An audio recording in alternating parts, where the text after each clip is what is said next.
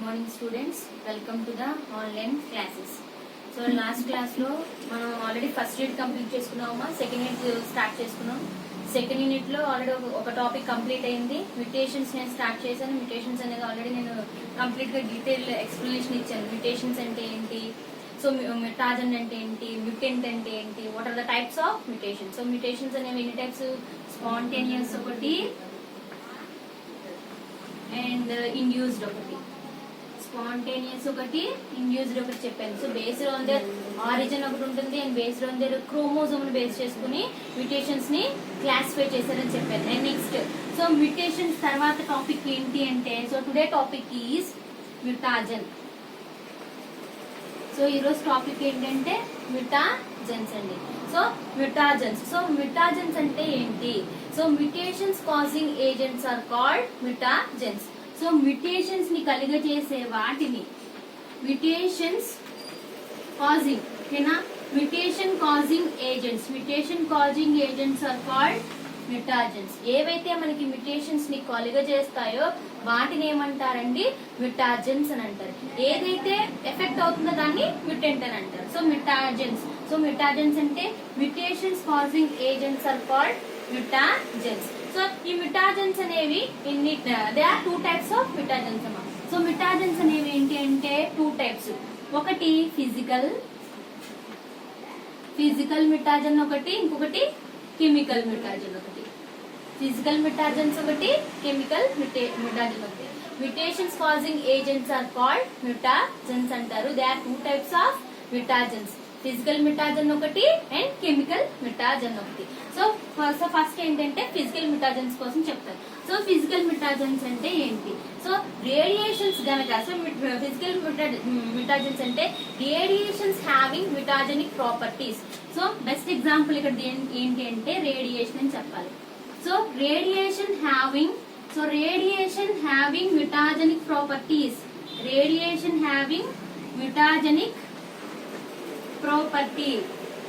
So radiation having mutagenic property and those mutations are called physical mutagens. వాటిని ఏమంటారండి?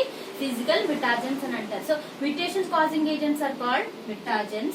So mutagens are classified in two types. Physical mutagen ఒకటి, chemical mutagens ఒకటి. So first నేను ఏం చెప్తాను? Physical మ్యూటాజన్స్ అని చెప్తాను. సో ఫిజికల్ మ్యూటాజన్స్ అంటే అర్థం ఏంటి?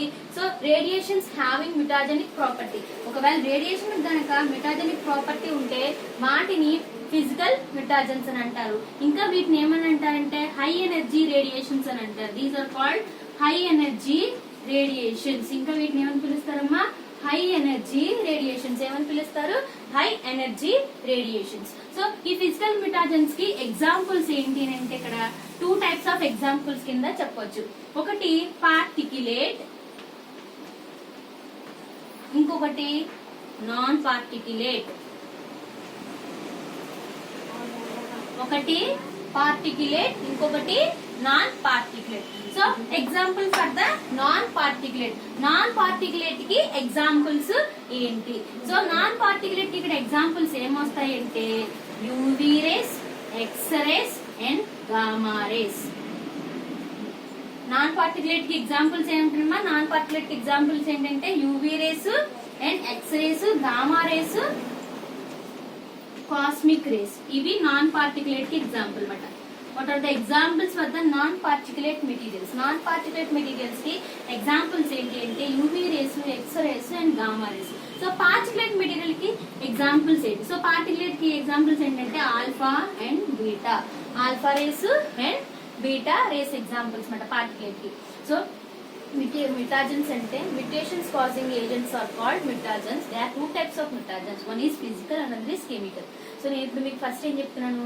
ఫిజికల్ mutagens అంటే ఏంటో చెప్తాను. సో ఫిజికల్ mutagens అంటే ఏంటి? Radiations having mutagen. ఒకవేళ రేడియేషన్ గనక మ్యూటాజెనిక్ ప్రాపర్టీస్ కనుక వచ్చేసినాయి అనుకోండి, వాటిని ఫిజికల్ మ్యూటాజెన్స్ అని అంటారు. సో వీటికి ఎగ్జాంపుల్స్ కింద మనం two types of particulate materials చెప్పుకోవచ్చు. ఒకటి నాన్ పార్టిక్యులేట్, ఇంకొకటి పార్టిక్యులేట్. సో నాన్ పార్టిక్యులేట్ కి ఎగ్జాంపుల్స్ ఏంటి అంటే UV rays, X rays, gamma rays, cosmic rays. And particulate అయితే alpha rays and beta rays.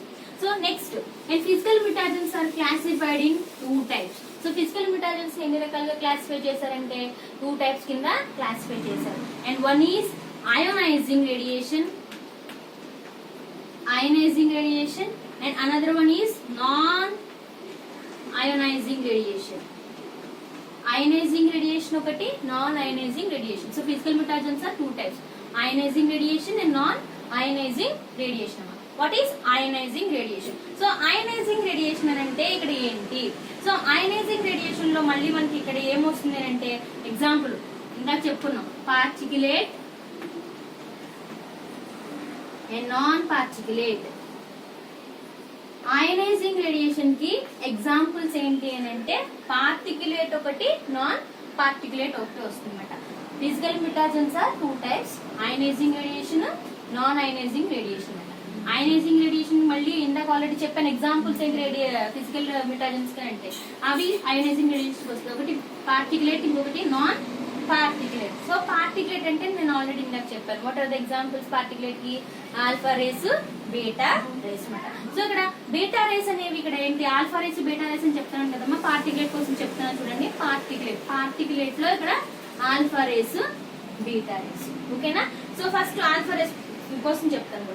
So alpha rays అంటే ఇక్కడ ఏంటంటే 2 protons 2 neutrons కలిగి ఉంటాయి. It is composed of 2 protons and 2 neutrons.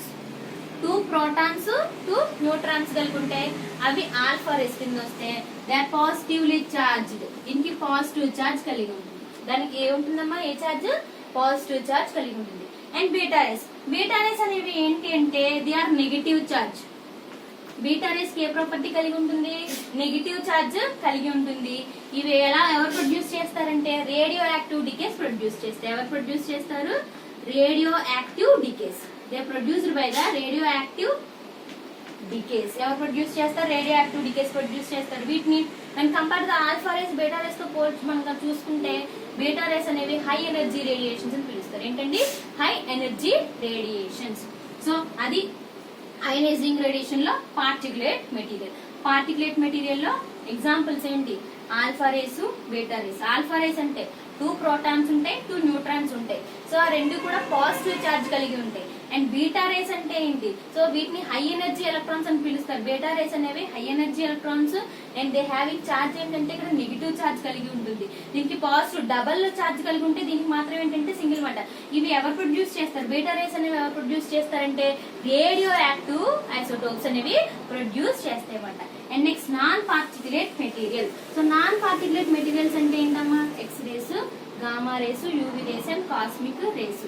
వీటిని కూడా ఏమంటారంటే హై ఎనర్జీ రేడియేషన్స్ అనే పిలుస్తారు. These also called high energy radiations అనే పిలుస్తారు. సో ఇక్కడ ఎగ్జాంపుల్స్ ఏం చెప్పుకోవచ్చు అంటే X rays and gamma rays. X rays అనేవి ఎలా ప్రొడ్యూస్ అవుతాయి? Ray tube. మనకి ఎలక్ట్రాన్ మైక్రోస్కోప్ దగ్గర చెప్పుకుంటాం రే ట్యూబ్. ఓకేనా? X rays are produced from the ray tube. And gamma rays అనేవి ఎలాగ వస్తాయనంటే so gamma rays are isolated from the isotopes. They produced by the radio isotopes. ఇక్కడ గుర్తుపెట్టుకోవాల్సింది ఏంటి అంటే ఎక్స్ రేస్ కి, గామా రేస్ కి they both having physical properties and biological properties. Both are similar. Physical properties గానీ biological properties గానీ రెండు similar గానే ఉంటాయి. But their origin is different. అది వచ్చే ఆరిజిన్ అనేది డిఫరెంట్ గా ఉంటుంది. ఎలాగా చూడండి, ఎక్స్ రేస్ అనేవి రే ట్యూబ్ నుండి వస్తాయి, గామా రేస్ అనేవి ఐసోటోప్స్ నుంచి ఫామ్ అవుతాయి అన్నమాట. అది అయనైజింగ్ రేడియేషన్. అయనైజింగ్ రేడియేషన్ లో మనకి ఎగ్జాంపుల్స్ ఏంటి అంటే particulate material, non particulate material. So particulate materials అంటే alpha rays, beta rays. So ఇక్కడ ఆల్ఫా రేస్ అని అంటే 2 protons అండ్ 2 neutrons ఉంటాయి, పాజిటివ్ చార్జ్. బీటా రేస్ అంటే negative charge, high energy radiations అని పిలుస్తారు. అండ్ బీటా రేస్ ని రేడియో ఐసోటోప్స్ అనేవి ప్రొడ్యూస్ చేస్తాయి.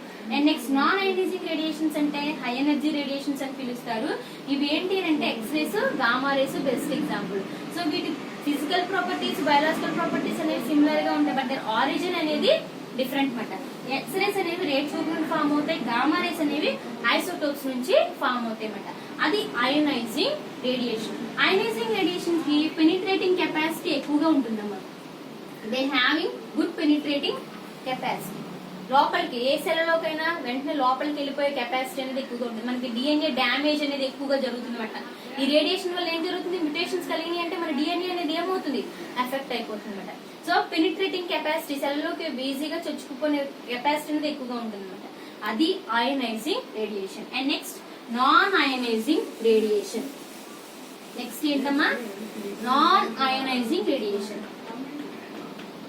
Non ionizing radiation.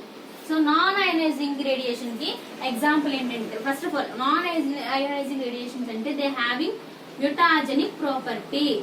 దీనికి ఏముంటుంది, మ్యూటాజెనిక్ ప్రాపర్టీ అనేది కలిగి ఉంటుంది.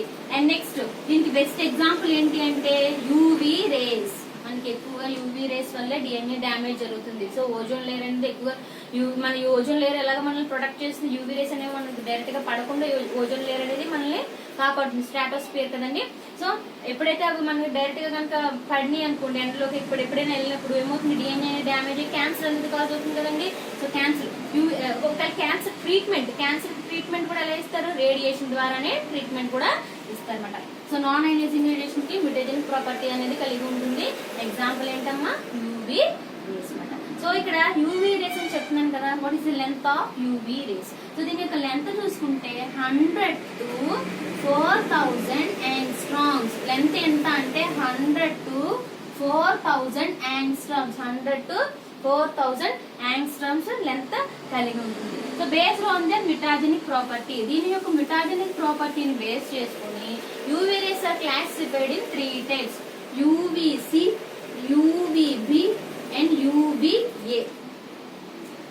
పైనుంచి ఆర్డర్ ఏంటంటే పైనుంచి రాకుండా ఇలా రివర్స్ గా వెళ్తుంది. UVC, UVB, UVA.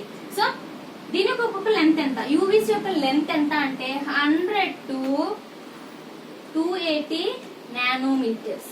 100 to 280 nanometers. దీని length 280 to 325 nanometer. 325 nanometers. And next ఇది 375 రాసుకోండి. 375 నానోమీటర్స్. 370 నుంచి 400 నానోమీటర్స్. సో లెంత్ ఏంటి అంటే యూబీసీ, యూబీబీ, యూవీఏ కదా. యూబీసీ అయితే 100 to 280, యూబీ అయితే 280 to 375, యూవీఏ అయితే 375 to 400 nanometers. Out of this C is carcinogenic.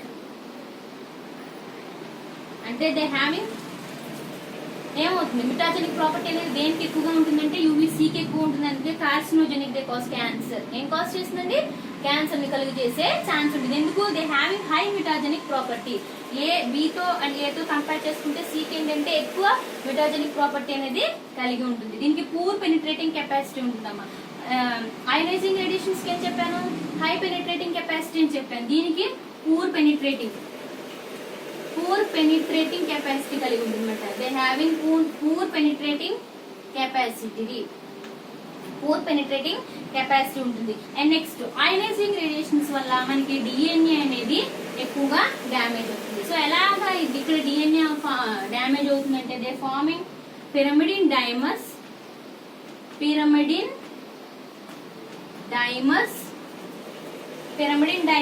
And ఇంకొకటి పిరమిడిన్ హైడ్రేట్స్.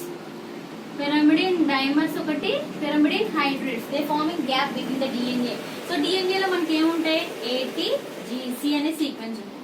సో ఇక్కడ ATGC కదా, ఈ సీక్వెన్స్ అనేది ఫామ్ అయిపోయి రెండుగా ఫామ్ అయిపోతాయి అన్నమాట. Pyrimidine dimers and pyrimidine hydrates ని ఫామ్ చేస్తుంది. ఎప్పుడైతే సీక్వెన్స్ అనేది మారిందో అప్పుడు ఏమవుతుందండి, డిఎన్ఏ డ్యామేజ్ అవుతుంది. సో ఇప్పుడు డిఎన్ఏ రిపేర్ చేయడానికి next class DNA repair mechanism. So ఎలా రిపేర్ చేస్తారంటే ఫోటో